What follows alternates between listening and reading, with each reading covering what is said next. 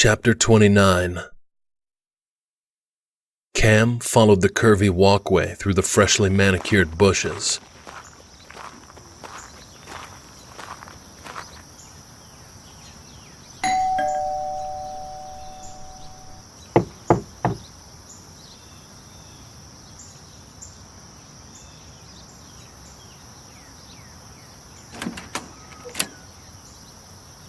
He grasped her wrist and wrenched her against him.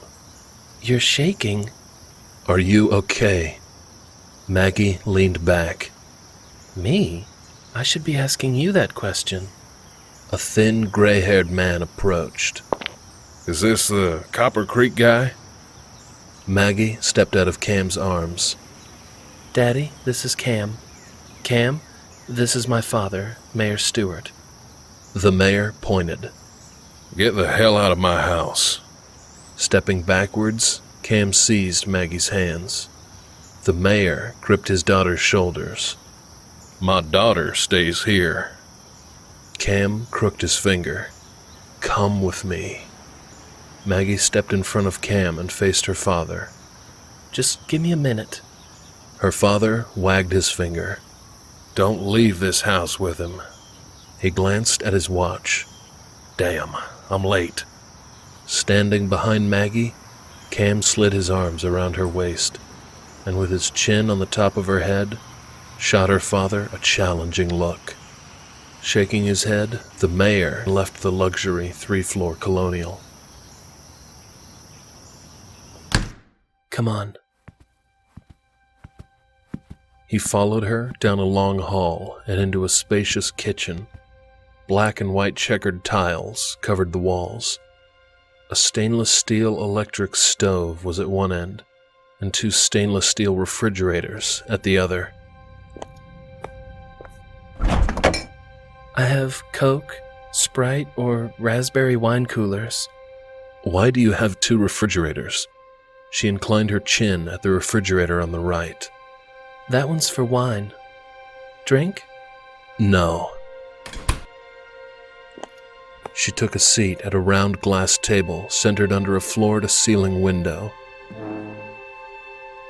She opened the blinds, allowing a clear view of fenced-in pastures, cows, horses, and a 2-floor barn, big enough to fit Gramps and his house 3 times over. She gestured to the chair beside her. "You said you needed to talk." "Did you know Stephen had a twin brother?" "Have a seat." "Answer the question." Maggie looked at him. "Yes." "Has he been here to see you?" "No, why?" Cam crouched on one knee and took her hand in his. "Move in with me." Cam grimaced. "This is the part where you giggle like a schoolgirl and hug me." "We can't be friends anymore." Friends? What the fuck was she talking about? She had to be fucking with him. One corner of his mouth lifted in a sardonic grin. He crooked a finger. She leaned down. Close to her ear, he whispered, "We were never friends, Maggie."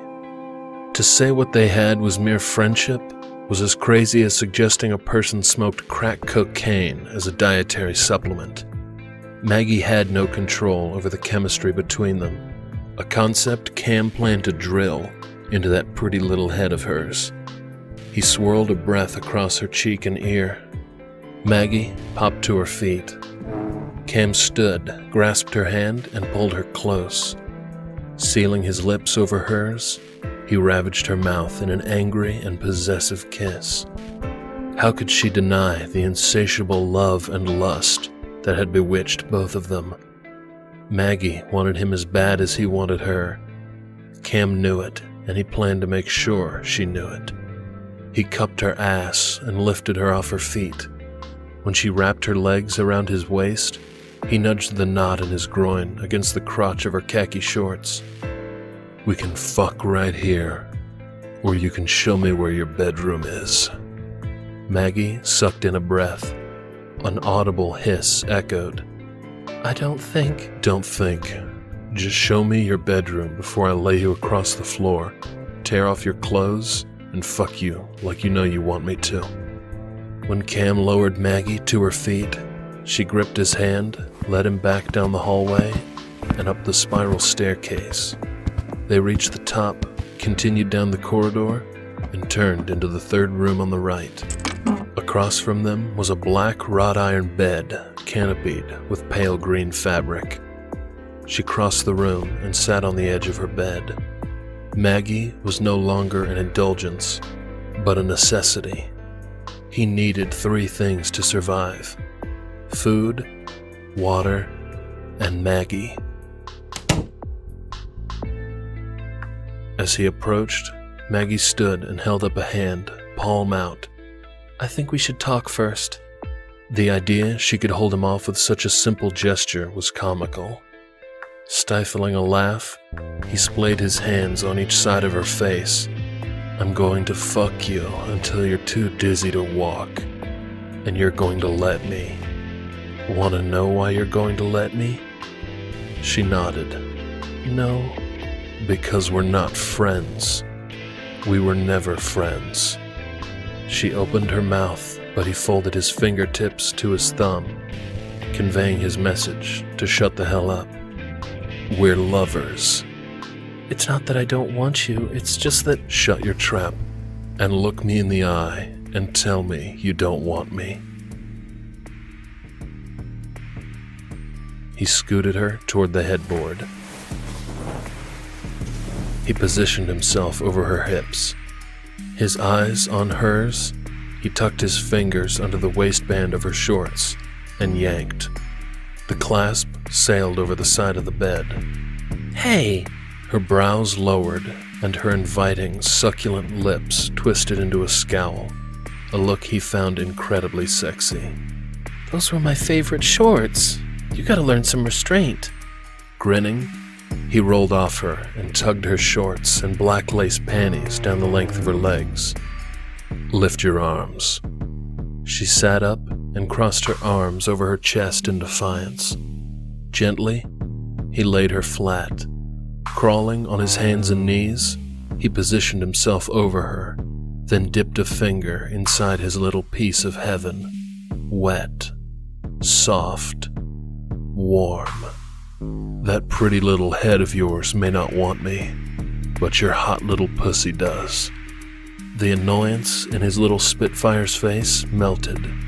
Maggie lifted her arms. In a fluid motion, he whipped her shirt over her head and pitched it to the floor. He unclasped her bra and removed it. Cam dragged a finger down her taut abdomen, a slow touch grazing over her cool skin. He unclasped his jeans and drew the zipper down. "Do it." Biting her bottom lip, Maggie tucked her fingers in his boxers and freed his painfully erect cock. Still fully dressed, he collapsed his full weight on top of her. Ramming into her with furious thrusts, he kissed her neck, drawing her soft skin into his mouth. Maggie wrapped her legs around the small of his back. Slowing his thrusts, he delved deeper, pausing, then withdrawing at a leisurely and sedate pace. "I'm so glad you don't want to be friends. I don't fuck my friends."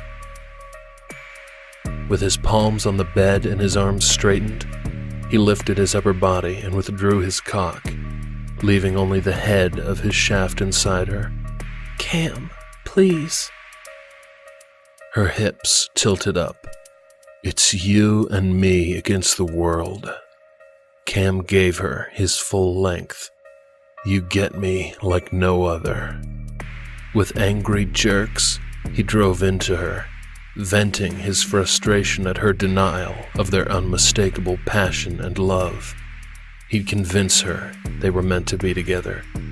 How he'd convince her was still a mystery. Until he devised a plan, he'd seduce her, reminding her often of their wild and crazy love, a love blatant to him. Maggie turned her head. She let out a high-pitched shriek. Sucking in a breath, Cam clenched his teeth and exploded. Fuck! As her channel milked his cock, he tucked his head beside hers, pressing his face into the soft bedding. Their satiated bodies lay pressed together in an intimate embrace, her nude body covered by his still clothed body. Maggie shoved at his shoulders. Let me up. He rolled off her. Maggie shot off the bed. She retrieved her black panties from the corner of the room and used them to wipe Cam's semen from her inner thighs. Cam swung his legs off the side of the bed. He tucked his partially erect cock inside his boxers and zipped his jeans. Talk to me. From a tall white dresser, Maggie retrieved green panties and bra.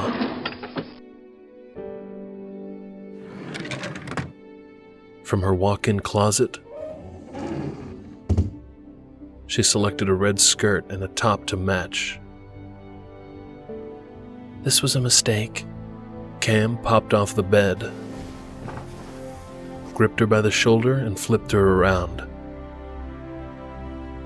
I love you. He took a step back, his eyes wide, his mouth gaped. Maggie didn't love him, and never would. The realization slammed into him like a bat to his gut. Things are just complicated right now, with my father being mayor and me being the most hated man in town. It just wouldn't be good PR. Was he standing? Sitting? Was it today or tomorrow? An eerie emptiness swallowed him, leaving him void of emotion. Drifting in, a surreal existence. In his young life, he fought his aggressive urges. As he aged, the rage escalated, but was controllable. The night he killed Stephen, Cam graduated to a level where all control was gone. For the finale, he'd gone numb. Put simply, he'd become an uncontrollable, numb monster. Maggie should run for her life. Why couldn't you just leave it alone? If you just stopped like I begged you to. If I find the others before I go to prison, I'm going to take them out. Just thought you should know. She stood on the tips of her toes and got up in his face. You will not.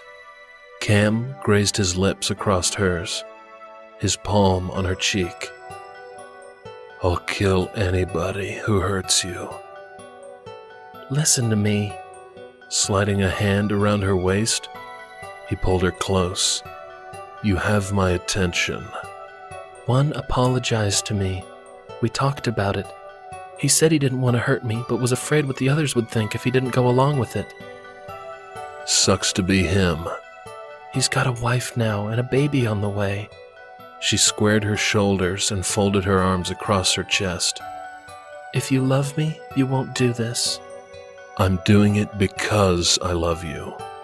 You have a warped sense of love. This coming from someone who's never been in love. I'm not telling you who they are. He brought his mouth close to hers. I figured out who Stephen was on my own. And don't forget, I met the man you offered to scream for. That's 2 of the bastards. With any luck, I'll find the last 2. Maggie's hands moved to her hips. How did you know Stephen was one of them? I wasn't sure. His eyes narrowed with unwavering arrogance. But now I do. She stomped her foot. You can't go through life killing everybody who makes you mad. Cam traced a finger down the side of her face. In case we never see each other again, I have a favor to ask. He put his finger under her chin. The next time a man tells you he's not a nice guy, consider the possibility he's speaking the truth. An uncontrollable, numb monster.